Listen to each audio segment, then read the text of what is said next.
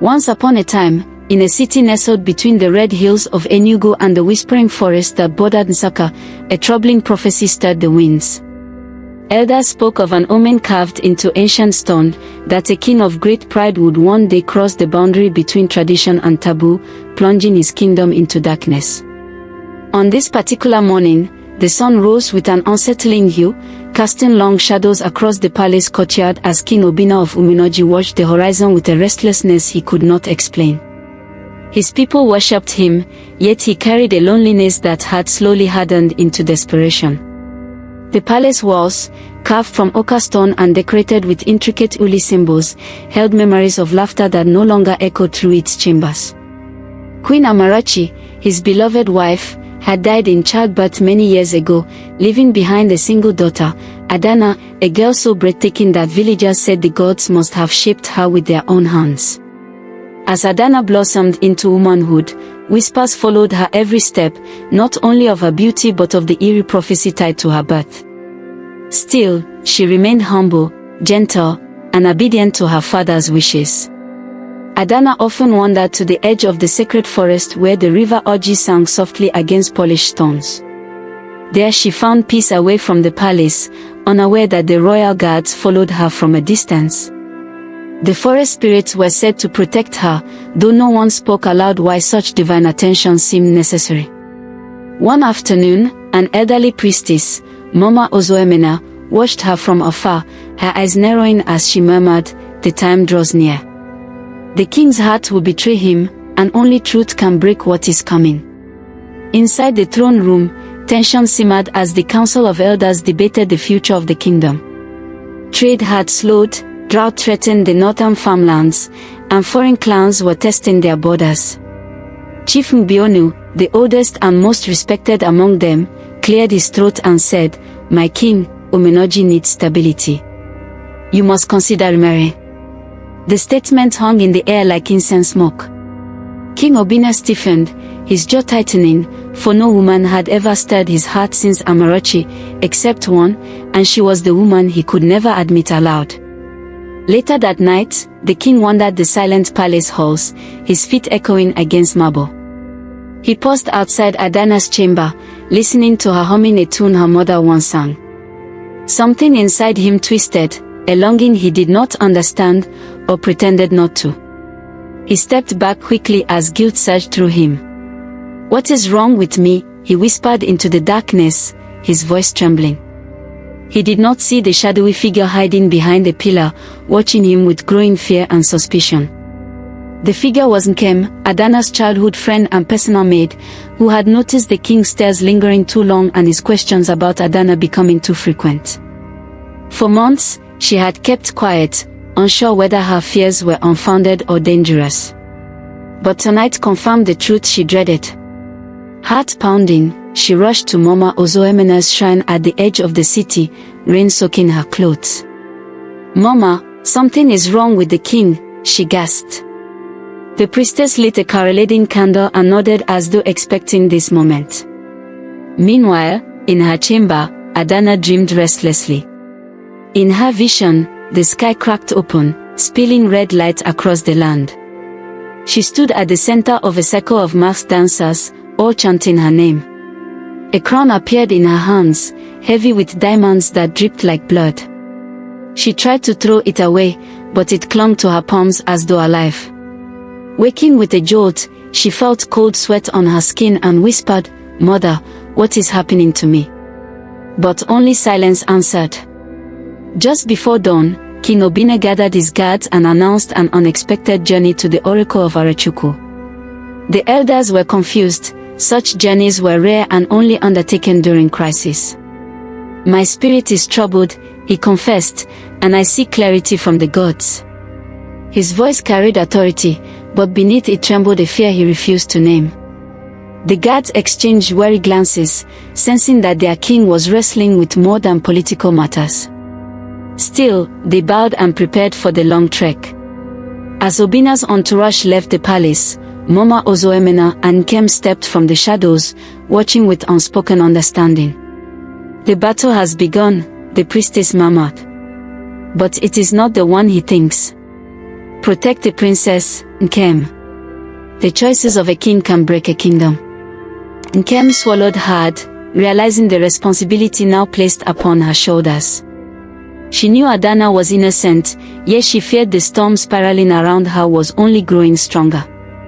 On the narrow forest path leading out of Mythology, King Obina felt an inexplicable pull, a strange warmth that whispered his daughter's name like a forbidden charm. He shook his head violently, muttering prayers. But the harder he fought, the more the feeling consumed him. The guards remained silent, unaware of the dark force now entwining itself around their king's heart. Above them, vultures circled, as if sensing a tale too dreadful to remain buried much longer. In the sacred chambers of the Arachuku oracle, thick incense curled through the air like living spirits. King Obina knelt before the ancient priest, whose blind eyes seemed to peer straight into the king's soul. "Your heart is drifting," the oracle said softly, toward a path drenched in abomination. Obina flinched, his pulse quickening. "Then guide me away from it," he pleaded. But the oracle shook his head slowly. "The danger is not only from you, but from a curse rooted in your bloodline. What you desire is not born of your heart, but of something older, darker." The king's breath caught, terror slithering into his chest. As the oracle began his ritual, Obina saw visions ripple across the smoke, a young woman crowned in gold, kneeling beside a king whose face resembled his but twisted with madness. The crowd around them shouted in horror, some turning away, others pounding their fists against the earth. The woman screamed, "Father, stop," but her words were swallowed by a deafening roar. Obina stumbled backward, clutching his chest as the vision dissolved. "What does this mean?" he croaked. The oracle sighed heavily. "You know already, my king. And you must resist it, or the land will bleed." Back in Mythology, Adana tried to distract herself with palace duties, but her mind replayed the haunting dream that refused to fade. As she walked through the courtyard, villagers bowed respectfully, but their eyes lingered with curiosity, some even fear. She overheard whispers, "They say she carries the curse, that her beauty was never meant for mortal eyes." Adana's steps faltered, her heart aching. She had never asked for admiration, much less scrutiny. Nkem rushed to her side and gently said, "Ignore them, Adana. Their tongues are sharp, but they know nothing." Still, she could not shake the dread curling around her. That afternoon, thunderclouds gathered unexpectedly, shrouding the city in a premature darkness. Mama Ozoemena arrived at the palace uninvited, leaning on her staff adorned with feathers and cowries. The guards hesitated but allowed her entry. She demanded to see Adana, and when the princess arrived, the priestess studied her with grave intensity. "Child," Mama Ozoemena said, "your father's path is shifting. You must be vigilant. Stay close to those who love you." Adana frowned, confusion tightening her voice. "What danger could come from my father?"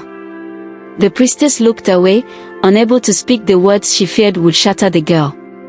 By evening, the sky cracked open with torrential rain, drumming against palace rooftops with violent force.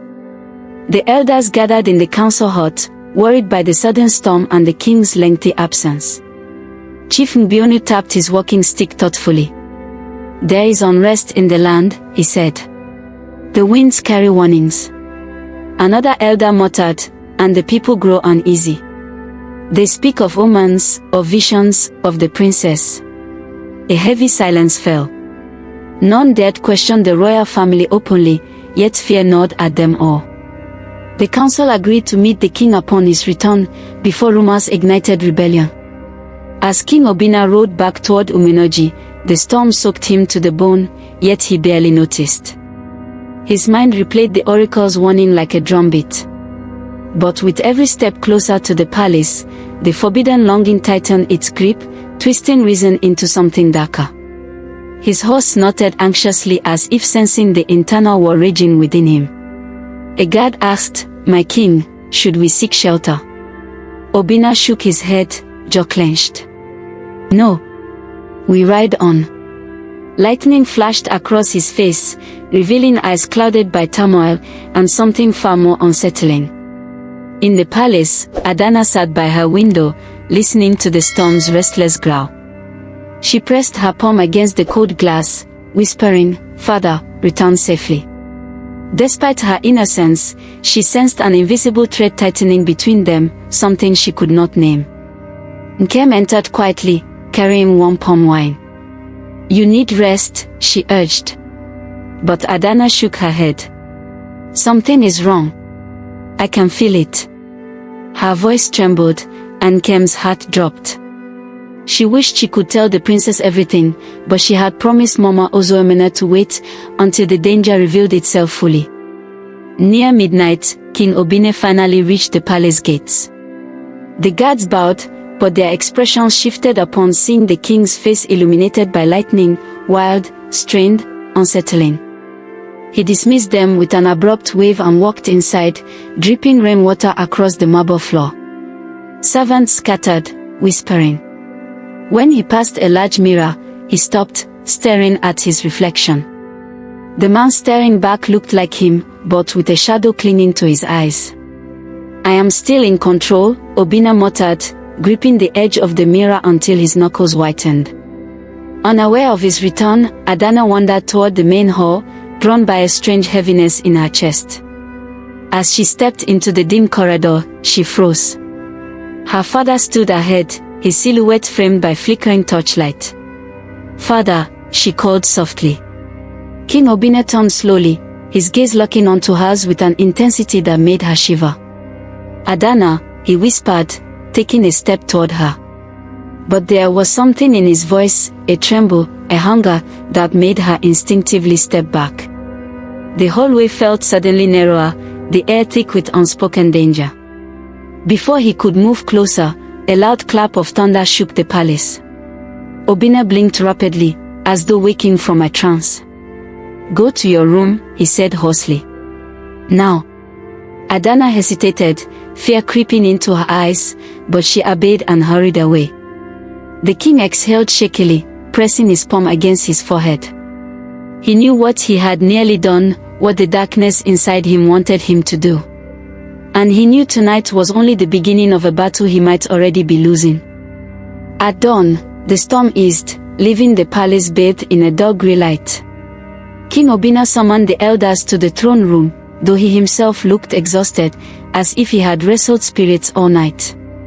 Chief Mbiono observed him closely and said, "My king, the land trembles. We must know what troubles you." Obina hesitated, gripping the carved armrest of his throne. "The oracle warned me of danger," he said slowly, "a curse tied to my bloodline." The elders exchanged uneasy glances. Before they could question further, Obina added, "But I will handle it." His tone suggested the matter was closed, yet his eyes betrayed a deeper secret. Outside, Adana walked through the palace garden, hoping the morning air would calm her restless heart. Dew glistened on hibiscus petals, and the scent of wet earth filled the air. Yet peace refused to settle. As she approached the royal pond, she found Mama Ozoemena already waiting, leaning heavily on her staff. "You look troubled, child," the priestess said. Adana nodded. "My father, something is changing in him." The priestess sighed. "And it will continue to change unless destiny is confronted. Beware, Adana. Love can heal, but twisted love can destroy even the strongest kingdom." Later that day, Obina asked for Adana to join him for a private meal, a rare request that unsettled the servants. She entered the dining hall cautiously. The table was set lavishly, with roasted goat meat, fresh yam, and bowls of pepper soup. "Sit," the king said softly. His voice was calm, but his stare was too deep, too focused. "Father, are you well?" Adana asked. Obina forced a smile. "I am only tired, but seeing you brings me peace." The words were innocent enough, yet something in the way he said them made her skin prickle. As they ate, Obine told her stories of her mother, memories he had not spoken aloud in years. He described Amarachi's laughter, her stubbornness, her kindness. Adana listened, moved by the tenderness in his voice. But there came a moment when Obina's tone shifted. "You resemble her, but you are even more radiant," he murmured. Adana felt her heart skip. It wasn't the compliment itself that startled her, but how his eyes lingered on her, too long, too heavy. The air thickened with discomfort. She quickly changed the subject, but the unease remained. Meanwhile, Nkem paced anxiously outside the hall, unable to shake the warnings Mama Ozoemena had shared. When Adana finally stepped out, Nkem grabbed her hand. "What happened?" Adana hesitated. He spoke kindly, but something felt wrong. "I don't know how to explain it." Nkem's eyes darkened with worry. "We must be careful. The priestess believes a shadow surrounds him." Adana shook her head, refusing to accept that her father could be dangerous. "He is grieving, that's all." But even as she spoke, her voice wavered. That night, the king called a secret meeting with 2 palace guards he trusted deeply. In the privacy of his chamber, he said, "The oracle spoke of a curse tied to my blood. I fear for the future of this kingdom." One guard asked, "What must we do, my king?" Obina looked out the window where the moon glowed faintly. "Protect the princess at all costs," he said. "Even from forces within this palace." The guards nodded, unaware that the king's words carried layers of meaning, some noble, others dangerously contradictory. As the palace slept, Mama Ozoemena performed a midnight divination in her shrine. Charies scattered across a woven mat, forming a pattern that made her inhale sharply. She whispered, "The king's mind is unraveling, the curse grows stronger."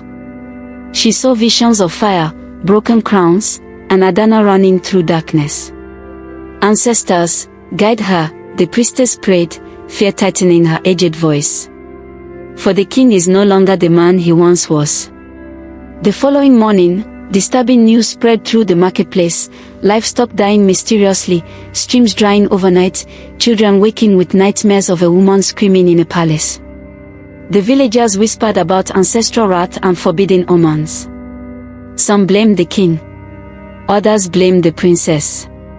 Fear seeped into every corner of Mythology, weaving itself into conversations and stares. Merchants looked toward the palace with unease, as though expecting something terrible to descend from its walls. Inside the palace, Adana noticed the growing tension among the servants. Some avoided her eyes, others bowed too quickly, as if afraid her gaze might curse them. Confused and hurt, she retreated into the library, seeking comfort in old scrolls her mother once loved. As she unrolled a faded manuscript, she stumbled upon an ancient legend, one about a king driven mad by a spirit that made him desire what was forbidden. Her hands trembled. The story felt too familiar, too close to home. "No," she whispered, refusing to believe fate could repeat itself. That evening, as the sun dipped behind the hills, King Obina stood on the balcony overlooking his kingdom. His mind battled the darkness twisting inside him. "I will not succumb," he told himself. But then he saw Adana walking below, her figure illuminated by the golden light. Something in him cracked, a pull so strong he staggered back, gripping the railing. "This is not my will," he gasped.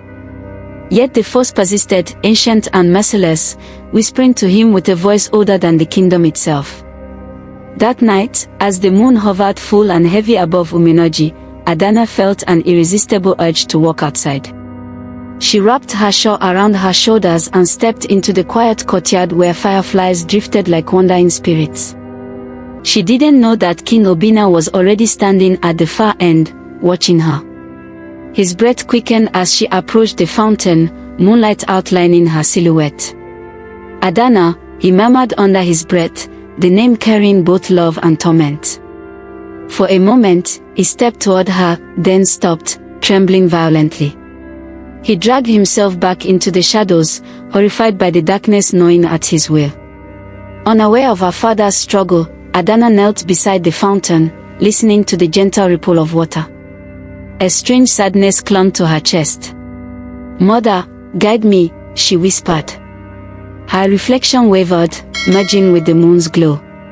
Suddenly, she felt eyes on her, heavy, urgent.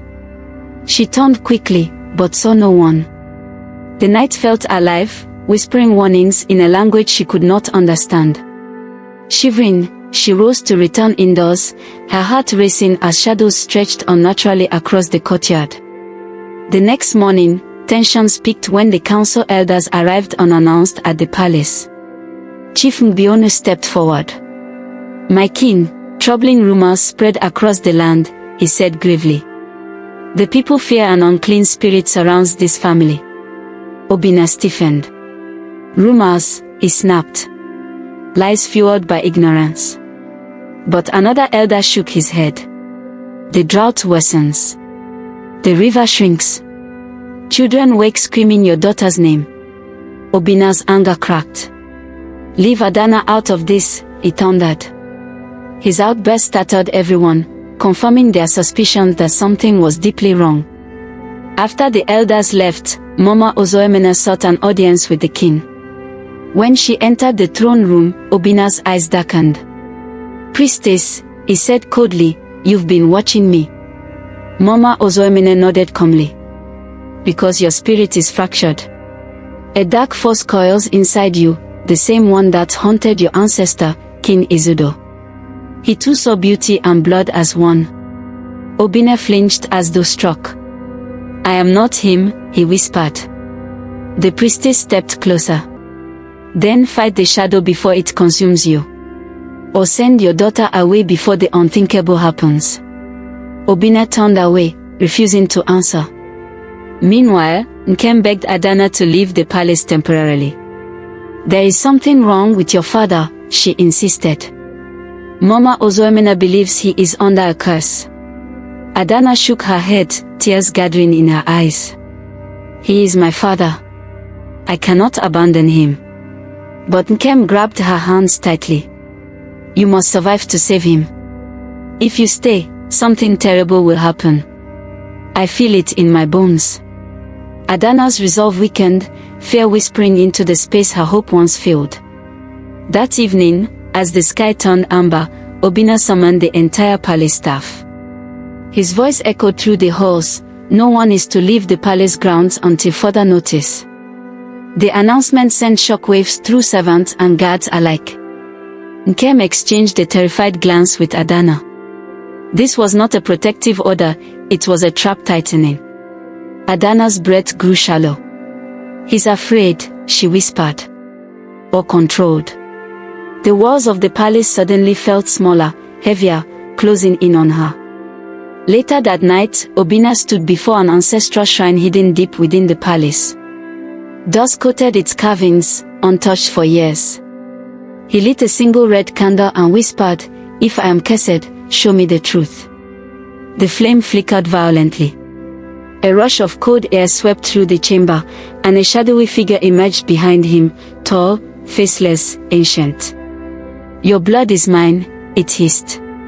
Obianuju froze, terror strangling him. "Leave me," he cried. But the spirit only laughed, a low guttural sound.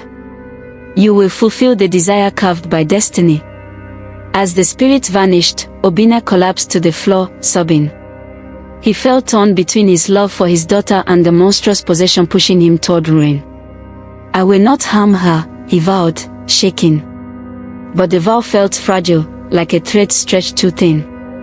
Somewhere deep inside, the darkness pulsed, patient and hungry.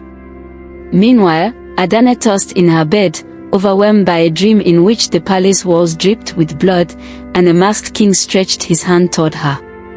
"You belong to me," the figure whispered. She jolted awake, drenched in sweat. Before she could steady her breath, Nkem burst into the room. "Adana," she gasped, "we must escape tonight. Mama Ozoemena awaits us at the forest edge." Adana hesitated only a moment before nodding. The fear in her heart had grown too big to ignore. Just past midnight, the two women sneaked through the quiet corridor, their steps light, their breaths held. But as they approached the gate, a tall silhouette emerged from the darkness. King Obianuju stood there, his face shadowed, his eyes glinting with something between agony and obsession. "Adana," he said softly. "Where are you going?" His voice held both fatherly warmth and a chilling undercurrent that froze her in place. Adana's heart pounded so loudly she felt the sound echo in her ears. Nkem stepped in front of her instinctively, her body trembling. "My king," Nkem said, forcing her voice to stay steady. The princess only wished to get some fresh air.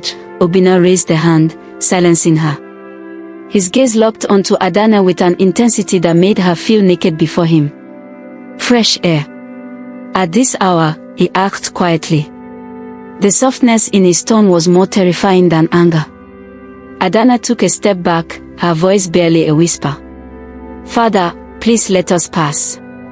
A twitch flickered across his face, as though two wheels were fighting inside him. For a moment, the king's expression softened. "Adana," he murmured, "you are all I have left. Why do you run from me?"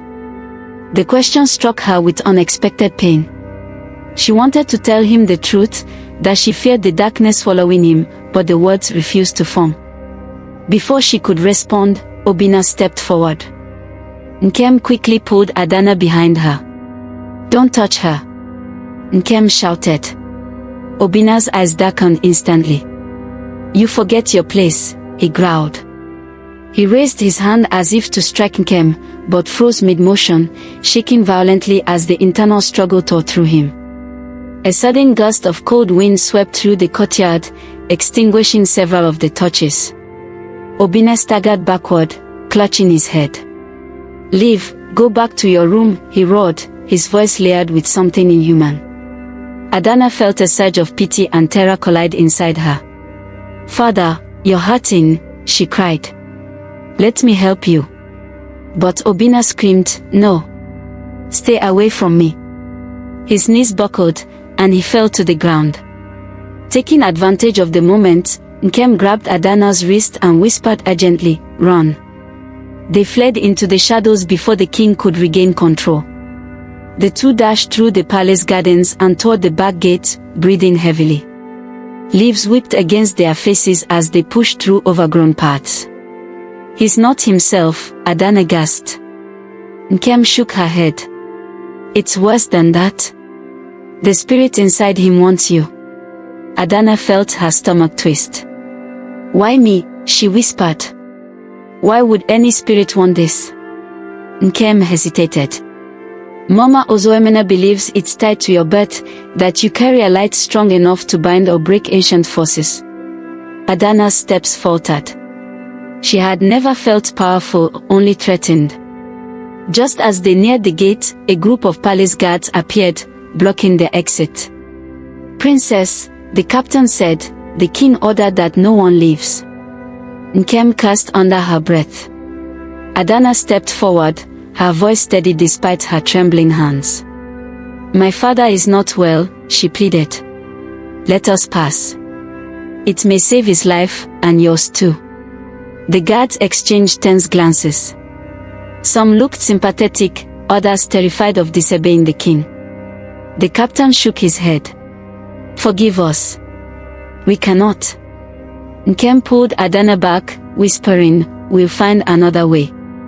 They retreated into the deeper parts of the palace garden, where ancient trees stood like silent witnesses. As they reached a secluded clearing, Mama Ozoemena emerged, her eyes glowing with urgency. "You should have moved sooner," she scolded. "The spirit grows stronger." Adana rushed to her.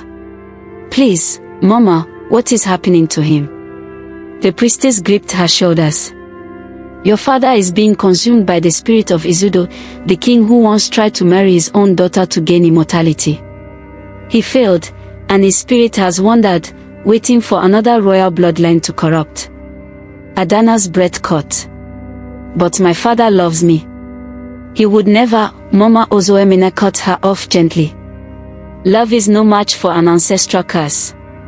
The spirit feeds on forbidden desire. If he gives in fully, both of you will be lost."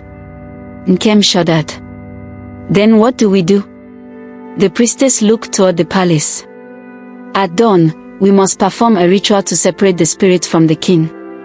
But it requires the one thing the spirit fears, Adana's presence. Adana's eyes widened. Me? I can barely stand near him without feeling strange. Mama Ozoemene touched her cheek. That is exactly why you are the key. Back in the palace, Obina regained consciousness slowly. His chest heaved as he looked around, confused. Adana, he called out weakly. But when no answer came, panic surged through him. He staggered to his feet and slammed his fist against the wall. You cannot hide her from me, he shouted, though it was unclear whether he spoke to the guards, the shadows, or the spirit inside him. A cruel laugh echoed through his skull. She was always meant for us, the voice hissed. Obina clamped his hands over his ears, tears streaming down his face. I will not allow it. Meanwhile, Adana, Nkem, and Mama Ozoemene hid in a forgotten hut at the far edge of the palace grounds. The wooden walls creaked, and the dusty air smelled of old herbs. Adana sat trembling beside a small lantern, watching the flame flicker. What if the ritual fails, she whispered. The priestess closed her eyes. If it fails, the spirit will fully claim him, and then claim you. Nkem held Adana's hand tightly. We won't let that happen, she said, though her voice betrayed her fear. Outside, the wind howled like an omen. As dawn approached, the first light crawled across the horizon, washing the city in pale gold. Mama Ozoemena stood, her movements deliberate. It is time, she said. Adana's legs felt heavy, but she rose. Nkem squeezed her hand. I'm with you. They stepped out into the morning air, unaware that King Obina, eyes blazing with the spirit's fury, was already searching for them, moving through the palace like a predator hunting its prey. As Adana, Nkem, and Mama Ozoemena approached the ancestral grove behind the palace, the morning mist swirled thickly around them, veiling the trees like ancient sentinels. Birds that usually sang at dawn were eerily silent. Mama Ozoemena began drawing a circle in the earth using white chalk and crushed kola nut. Stand inside, she instructed Adana. The princess hesitated, then stepped in. A faint vibration pulsed beneath her feet, as though the ground recognized her presence. Once we begin, the priestess warned, you must not leave the circle, no matter what you see or hear. Adana nodded, her breath shallow. Meanwhile, King Obina stormed through the palace corridors, possessed by a force stronger than anger. His voice echoed, Adana. Come to me. Guards attempted to approach him, but the air around him crackled with violent energy, throwing them back as though struck by lightning. Obina's eyes glowed unnaturally, his pupils swallowed by darkness. She belongs to me, he growled. The spirit inside him surged, guiding his steps toward the grove, toward the very place the ritual was beginning. Every barrier in his path shattered beneath his supernatural rage. Back at the grove, Mama Ozoemena lit 3 clay pots filled with sacred leaves. Smoke rose in spirals, shimmering with faint blue glints. She began chanting in an ancient tongue. The air thickened instantly, pressing down on Adana's chest. She closed her eyes, fighting the rising panic. Nkem stood outside the circle, gripping a staff imbued with protective charms. Suddenly, the wind screamed through the trees, whipping Adana's hair wildly. He is coming, Mama Ozoemena whispered. Do not break your stance, child. You are the light that must blind the darkness. Obina emerged from the mist moments later, his footsteps shaking the ground. Adana, he whispered, voice layered with both love and malice. Come to me. His gaze fixed on his daughter inside the chalk circle, and the spirit inside him roared with triumph. He stepped forward, but was violently repelled by an invisible force. The king staggered, snarling as if wounded. Mama Ozoemena raised her staff. Izudo. Release this man, she commanded. Obina's mouth twisted into a chilling smile. He is already mine. Adana felt tears spill down her cheeks. Father, she cried, fight it.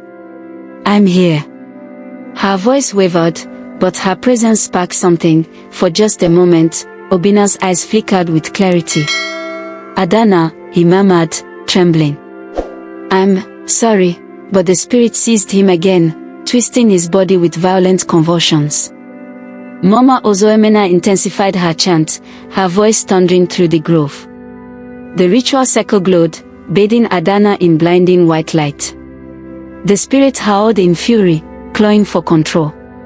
Suddenly, Obina lunged forward with inhuman speed, crashing against the boundary of the circle. Adana screamed, stumbling backward. The forbidden urge the spirit carried surged violently through him. The chalk circle cracked. Nkem thrust her staff forward, striking the king's chest with a burst of spiritual force. Obina fell to his knees, gasping. "Please," Adana sobbed, "don't let him take you." The king's voice broke. "I'm trying, my daughter, but he wants you." His body convulsed again, and the spirit shrieked through him, "She is ours." In desperation, Adana stepped forward until she stood at the very edge of the circle. "Izudo," she cried, her voice cutting through the chaos. "You cannot have him. And you cannot have me." The air exploded with light. Mama Ozoemena's chanting reached a fever pitch. For a moment, time seemed to freeze. The spirit recoiled, writhing as Adana's presence burned through it like fire. Obina arched backward, screaming as the spirit was torn from him, a dark, monstrous shadow erupting from his chest and disintegrating in the glowing air. When the light faded, Obina collapsed to the ground, unconscious but finally free. Adana rushed to him, cradling his head in her lap. His breathing was shallow but steady. "Papa," she whispered, "it's over." Tears streamed down her face as the weight of the nightmare lifted. Mama Ozoemena lowered her staff, exhausted but relieved. "You saved him," she said softly. "Only your spirit was strong enough to break the curse." Nkem knelt beside Adana, gently placing a hand on her back. As the sun rose fully, the grove warmed with golden light. Obina slowly opened his eyes, weak but aware. "Adana," he whispered. She smiled through her tears. "I'm here, Father." He reached up, touching her cheek. "Forgive me." She shook her head. "There is nothing to forgive. You were taken by darkness, and we have brought you back." Obina closed his eyes again, relief washing over him. The kingdom, once shadowed by fear, now felt the first breath of healing. That day, Obianuju emerged from its nightmare. The streams flowed again, children laughed freely, and the whispers of dread faded. King Obina publicly thanked his daughter and the priestess, revealing the curse that had plagued their lineage. The people wept and celebrated their deliverance. As for Adana, she walked through the city with a renewed sense of strength, no longer just a princess, but the woman who faced darkness and saved the kingdom. And though the scars of the ordeal lingered, the land knew peace once more, guarded by the courage of a daughter who refused to surrender. And so, that's where the whispers end, or perhaps where they truly begin. Stories like this don't fade, they linger, stirring questions we are not always ready to answer. But tell me, if you stood in their shoes, with truth twisting through shadows and bloodlines, what choice do you think you would have made?